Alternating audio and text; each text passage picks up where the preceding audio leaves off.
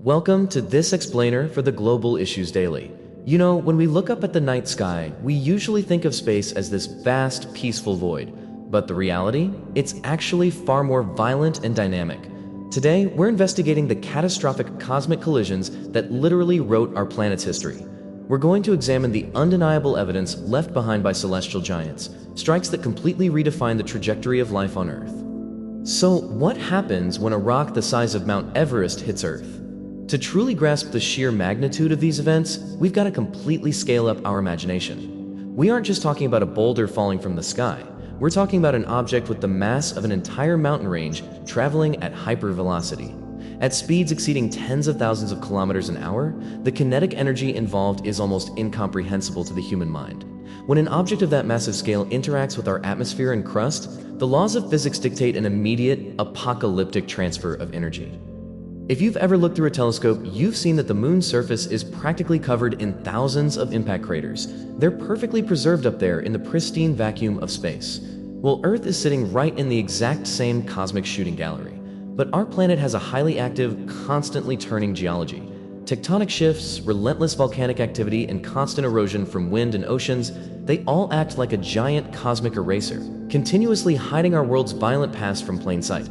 But make no mistake, those impacts happened here just as violently.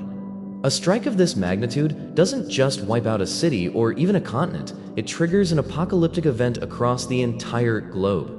In the localized zone, devastation is absolute. Entire regions are just vaporized in a fraction of a second. The immense heat generated by the impact can literally boil oceans on contact, sending unimaginable volumes of steam into the atmosphere.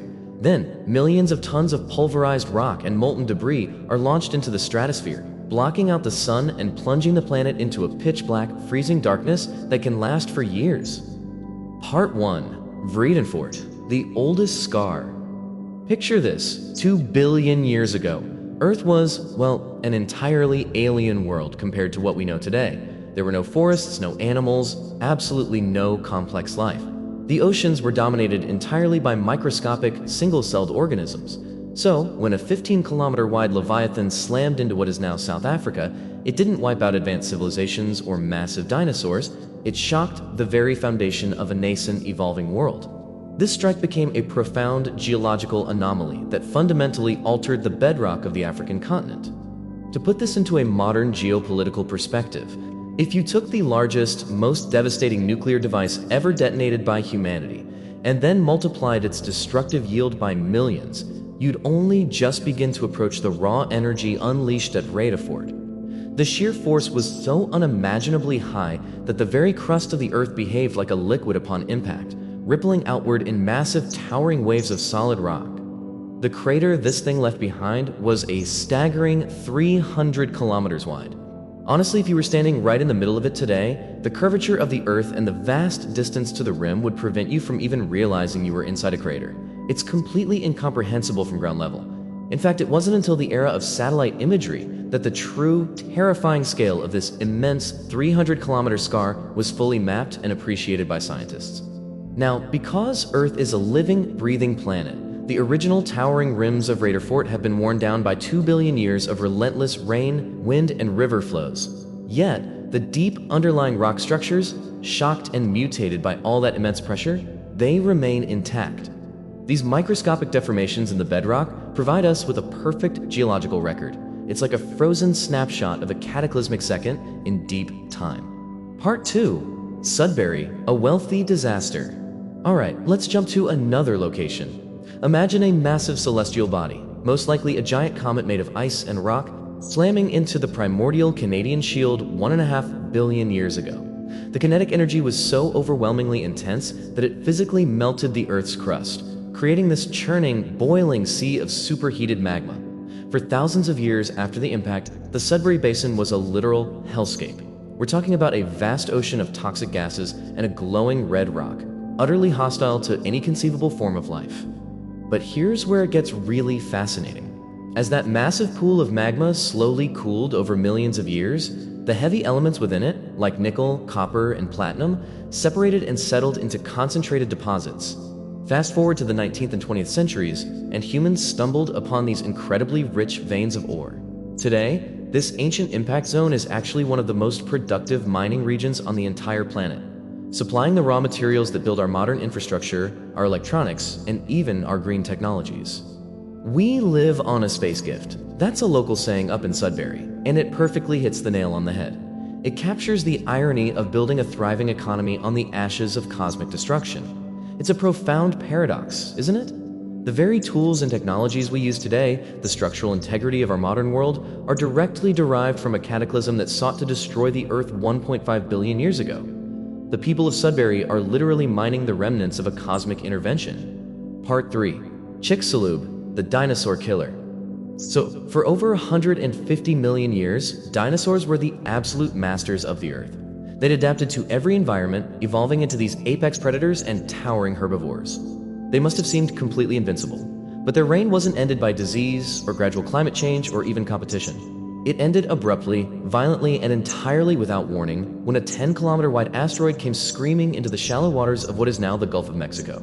The initial impact? Absolutely devastating. It immediately triggered tsunamis hundreds of meters high that violently stripped coastlines bare across the globe. But the real killer was the terrifying aftermath. You see, the asteroid vaporized a massive region of the Earth's crust that happened to be rich in sulfur, sending an immense shroud of sulfate aerosols and soot high into the upper atmosphere.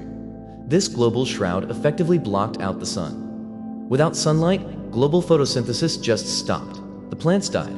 Without the plants, the massive towering herbivores starved to death. And without the herbivores, the apex predators quickly followed. It was a complete, ruthless, and total collapse of the global food web. Now, you can't easily see this colossal scar today, but its invisible presence marks the exact graveyard of the dinosaurs. The Chicxulub crater is roughly 150 kilometers in diameter, yet it remains buried beneath a kilometer of limestone, dense jungle, and the waters of the Gulf. It was actually discovered pretty recently through advanced geophysical gravity mapping by oil prospectors. Today, this hidden tomb serves as a silent, invisible monument to the ultimate fragility of life. Part 4. The Cosmic Butterfly Effect.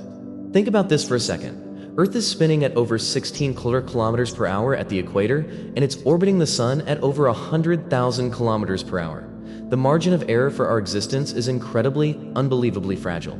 If the Chicxulub asteroid had arrived just 30 minutes earlier or 30 minutes later, it would have splashed into the deep open waters of the Pacific or Atlantic Ocean. It wouldn't have vaporized the specific sulfur-rich limestone of the Yucatan Peninsula.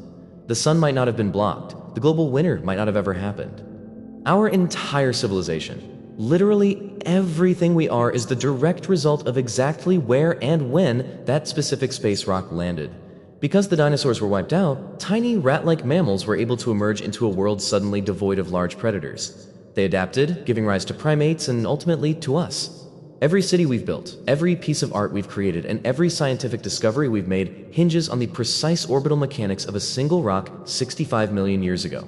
We are, quite literally, the children of that apocalypse. So as we continue to map the stars and track near-Earth objects, we have to remember that the cosmos isn't just some static painting. It's a dynamic, inherently hazardous environment. Understanding these ancient scars isn't just about looking at the past. It's absolutely crucial for preparing for the future. I want to leave you with this thought. If our entire existence relies on the precise timing of catastrophic cosmic strikes, what does that mean for the future of Earth? Thank you for joining me on this profound journey through deep time. Please remember to like and subscribe for more explainers from the Global Issues Daily. Stay curious, stay informed, and I'll see you in the next analysis.